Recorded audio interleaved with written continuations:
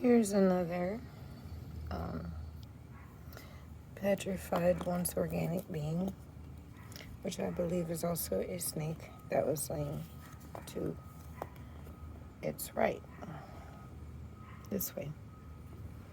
It has a flat cut at the neck. It's gemmed and bejeweled, as Ezekiel says. Has blood where it was cut, still petrified on it. Red blood that's turning to iron. There's quartz throughout.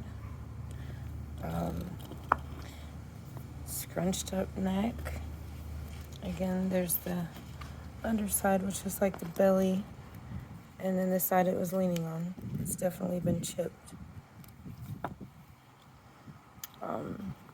It's got an armor, if you will, on the top of the head and the nose. There's the side.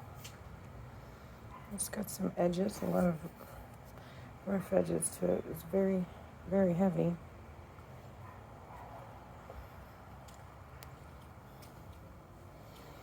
And has a different color on the top than the rest. Very scaly looking in a way.